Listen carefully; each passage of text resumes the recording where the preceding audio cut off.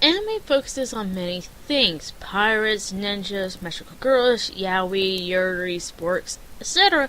When I came across Tegami Bachi, I never thought that a story about letter carriers would be any good.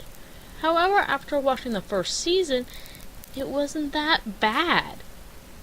After his mother was kidnapped, 7-year-old Lang Seeking is taken as a letter by a letter bee to the town where his aunt lives.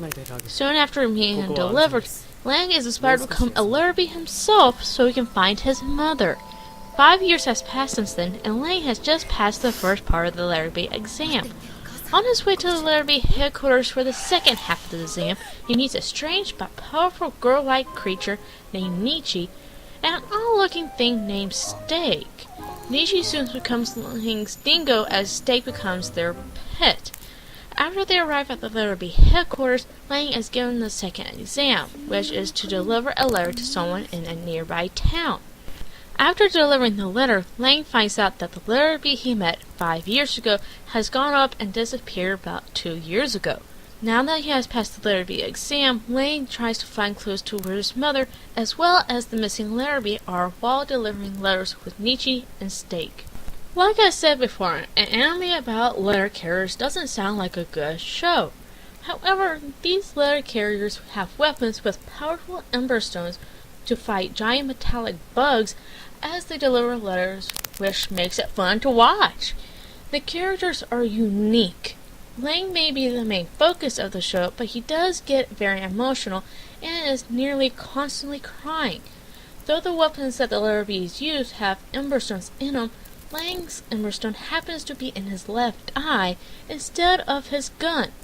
Somewhat like Lang, Nichi was a letter that was supposed to be sent to a freak show, but her mailing label was incomplete. She was then abandoned at a train station where she meets Lang, who ends up taking her to the freak show and comes back for her.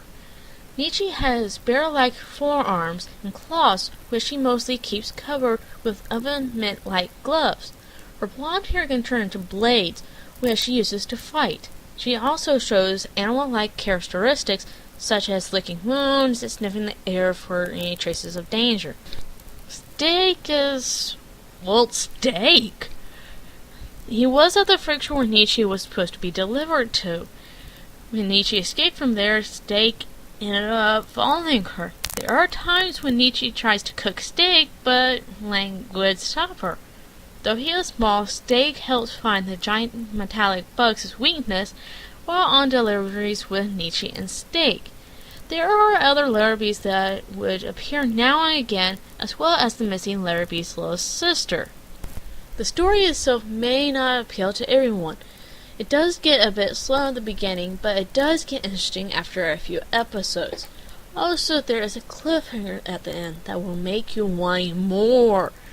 Luckily, there is a second season that will be aired this fall. Lang may not find any clues to where his mother is in the first season, but he does learn a bit about the missing letter bees from his comrades. The animation is different and cool at the same time. It has that steampunk feel to it. The background itself is very detailed. Even the man-made sun looks amazing. The only thing I don't like about the animation is how the metallic insects are animated. Though they look cool for being CGI, but it doesn't blend well with the non-CGI animation.